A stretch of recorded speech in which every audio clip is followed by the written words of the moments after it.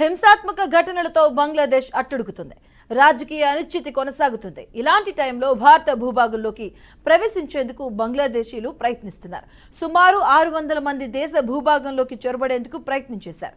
ఇక వందలాది బంగ్లాదేశ్ పౌరులు దేశం విడిచి పశ్చిమ బెంగాల్లోని జల్పైగుర్ జిల్లాలోని దక్షిణ్ బెరుబరి గ్రామం నుంచి భారత్లోకి అడుగుపెట్టేందుకు ప్రయత్నించారు. వారిని బీఎస్ఎఫ్ భద్రతా బలగాలు నిలిపివేశాయి.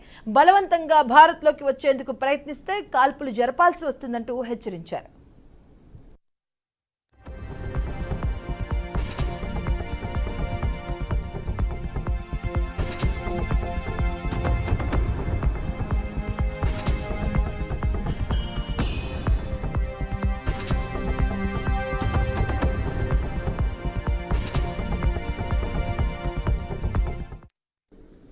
ఇక మంగళవారం రాత్రి అవామీ లీగ్ మాజీ ఎంపీ కమరుల్ అరెఫిన్ అతని కుటుంబంతో కలిసి పెట్రాపోల్ బెనాపోల్ సరిహద్దు క్రాసింగ్ వద్ద భారత భూభాగంలోకి ప్రవేశించేందుకు ప్రయత్నించారు.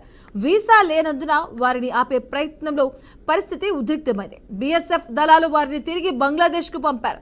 అక్కడ బంగ్లా సైన్యం వారిని అదుపులోకి తీసుకుంది.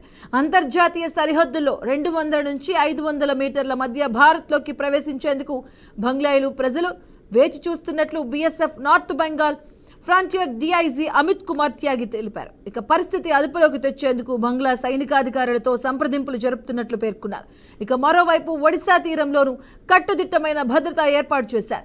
చిన్న బోట్ల ద్వారా బంగ్లాదేశీయులు అక్రమంగా భారత్లోకి ప్రవేశించే ఛాన్స్ ఉందని అధికారులు తెలిపారు.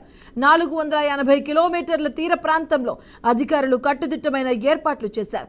అల్లర్ల సమయంలో బంగ్లాదేశ్ జైలు నుంచి కొందరు నేరస్తులు బయటకు వచ్చారు.